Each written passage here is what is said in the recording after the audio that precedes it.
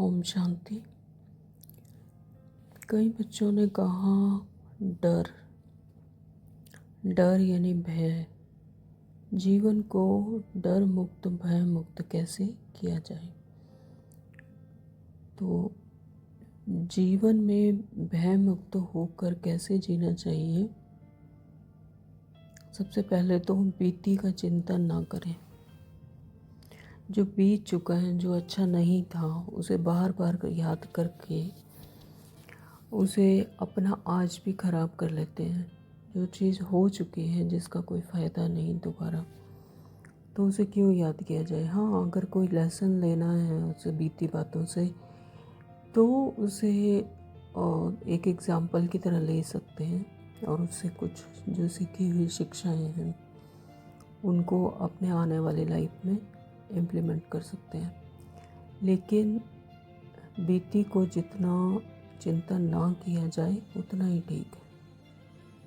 उससे इंसान और ज़्यादा भय में आ जाता है कि ऐसा हुआ था, इस तरह से कोई नुकसान हुआ तो वो कहीं फिर ना हो जाए। तो वो क्या है, बीती का बातों का चिंतन करना उसी तरह है जैसे कि वो फिर से उन्हीं बीती बातों का फिर से आह्वान कर रहे हैं। और ये तो पता है ना कि संकल्प जैसा करेंगे तो वैसा ही होता चला जाता है, यानी वो इम्प्लीमेंट हो जाता है लाइफ में। तो ऐसा बिल्कुल नहीं करना चाहिए। बीती बातों को छोड़ देना चाहिए। जो हो गया हो गया। तो आगे की सोचें। एक भय मुक्त होने के लिए अपने जीवन का आधार परमात्मा को बनाइए।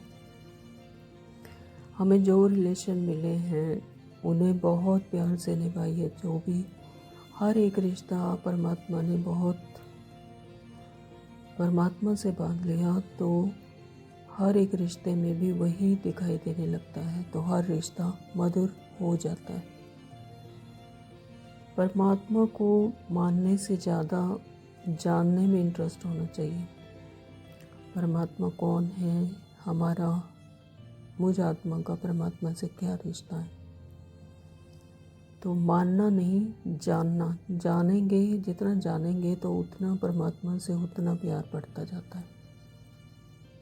परमात्मा कहते हैं कि तुम सिर्फ मेरे सानिध्य में आओ तो सब कुछ मुझ पर छोड़ दो।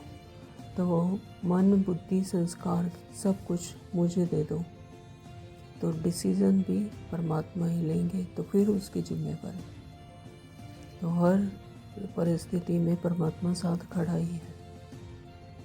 लेकिन सबसे पहले क्या, परमात्मा के सानिध्य में आना, परमात्मा को अपने साथ रखना हमेशा। परमात्मा प्रेम हर किसी से करते हैं, हर एक मनुष्य आत्मा के लिए सबके साथ एक सा है। उसके प्रेम में कोई कमी नहीं, वो सिर्फ भाव देखते हैं। और इंसान क्या करते हैं, इंसान फ़ायदा नुकसान देखकर रिश्ते बनाते हैं। छोटा बड़ा, रुपया पैसा, अमीरी गरीबी, स्टेटस, है ना, घर शरीर सब कुछ।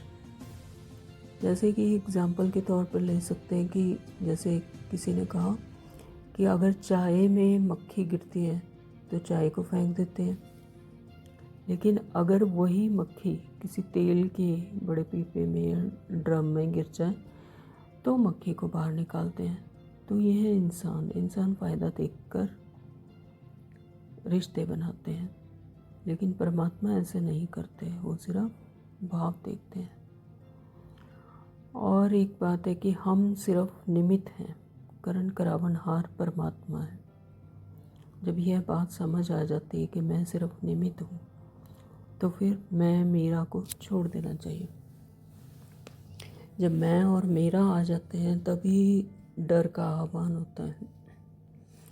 मैं मेरा लगा दिया तो यानी मेरी जिम्मेवारी है ना, तो डर आ जाता है।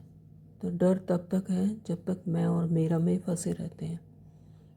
और परमात्मा हमें बेफिक्र बनाते हैं। जब सब कुछ परमात्मा को छोड़ दे दिया तो हम सिर्फ निमित्त हैं, करण करावनहार करा रहे हैं, तो फिर उसकी जिम्मेवारी तो हमें क्या बनाते हैं बाबा, बेफिक्र बादशाह बना देते हैं। तो फिर डर से मुक्त हो जाते हैं, भय मुक्त हो जाता है जीवन।